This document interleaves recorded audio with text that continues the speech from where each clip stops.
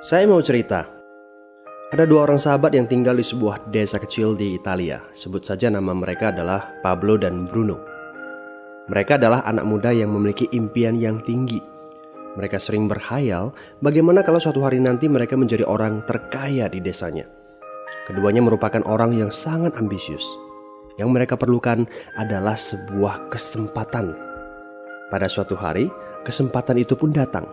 Kepala desa memutuskan untuk mempekerjakan kedua anak ini untuk membawa air dari sungai ke sebuah penampungan air di tengah desa. Keduanya masing-masing membawa 2 buah ember dan segera menuju ke sungai. Menjelang sore, keduanya telah mengisi penampungan air sampai penuh.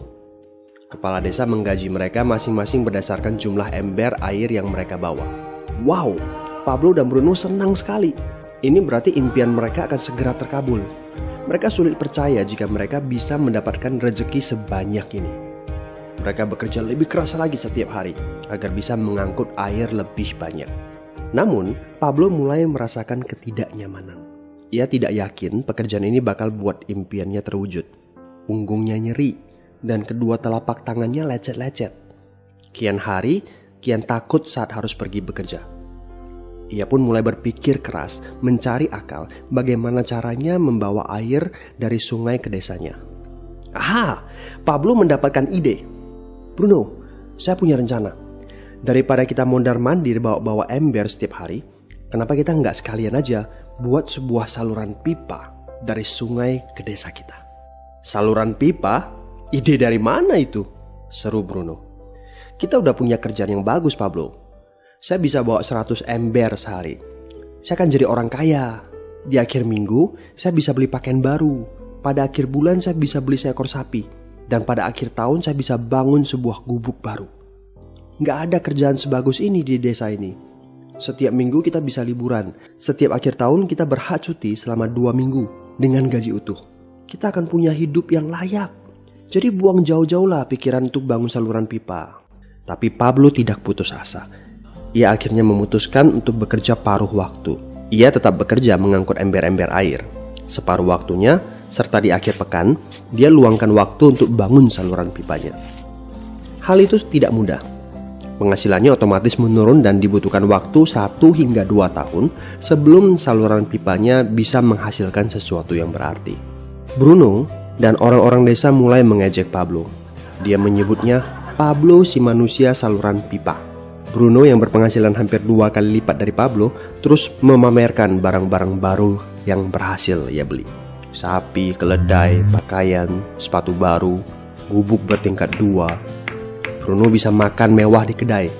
Orang-orang di desa menyebutnya Tuan Bruno. Sementara Bruno berbaring santai di sore hari pada akhir pekan, Pablo terus saja menggali saluran pipanya. Pada bulan-bulan pertama, Pablo memang tidak bisa menunjukkan hasil dari usahanya. Pekerjaannya memang sangat berat, bahkan lebih berat daripada kerjaan Bruno. Karena Pablo juga harus bekerja pada malam hari. Demikian pula di akhir minggu. Tapi Pablo selalu mengingatkan pada diri sendiri bahwa impiannya dibangun berdasarkan pada perjuangan yang dilakukan hari ini. Dari hari ke hari, dia terus menggali, inci demi inci. Sedikit demi sedikit, lama-lama jadi bukit. Dari 1 inci kemudian menjadi 1 kaki. Kemudian jadi 10 kaki. Kemudian 20 kaki, 100 kaki, dan seterusnya. Bersakit-sakit dahulu, senang-senangnya kemudian.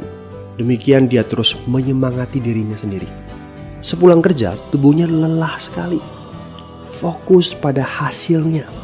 Kata-kata itu terus ia ulangi dalam hati setiap hari saat dia pergi tidur.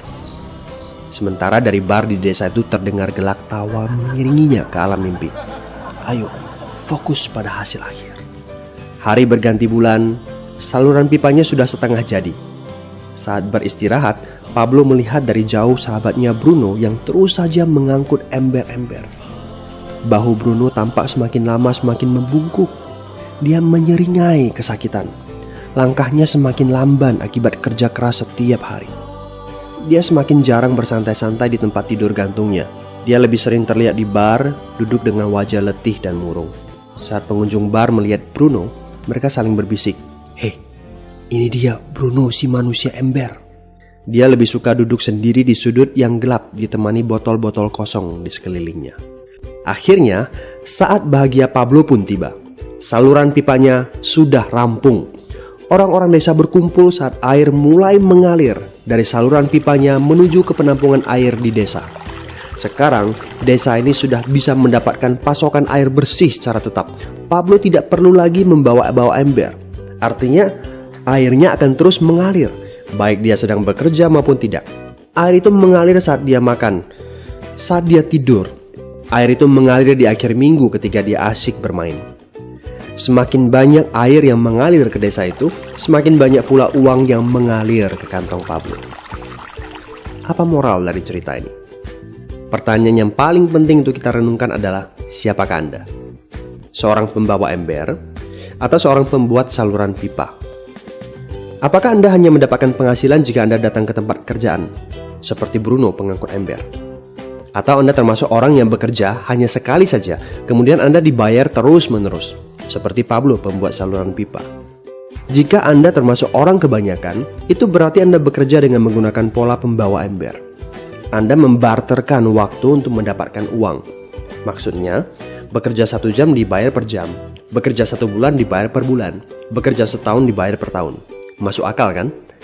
Masalahnya, dengan sistem pembawa ember, masuknya uang akan berhenti saat kita berhenti bawa ember. Artinya pendapatan kita hanya sementara alias tidak langgeng. Kalau di suatu pagi Bruno bangun dan punggungnya terasa sakit, sehingga dia tidak bisa bangkit dari tempat tidurnya, berapa uang yang akan dia dapatkan hari itu? 0 besar. Fakta yang harus kita sadari adalah kita tidak bisa bekerja selamanya karena faktor usia dan kesehatan. Jika kita tidak sanggup membarterkan waktu kita, maka kita tidak akan mendapatkan uang. Pablo jauh hari sudah menyadari keterbatasan ini. Karena itulah dia langsung berpikir untuk menciptakan suatu sistem yang memungkinkan dia untuk terus mendapatkan bayaran baik dengan cara barter waktu ataupun tidak. Pikirkan ini. Bagaimana dengan Anda? Anda mau apa kalau besok penghasilan Anda berhenti? Apa yang akan terjadi kalau Anda dipecat? Apa yang terjadi kalau kemudian Anda sakit atau cacat sehingga tidak bisa membawa ember lagi? Bagaimana seandainya perawatan kesehatan yang mendadak yang harus Anda jalani menghabiskan uang tabungan Anda?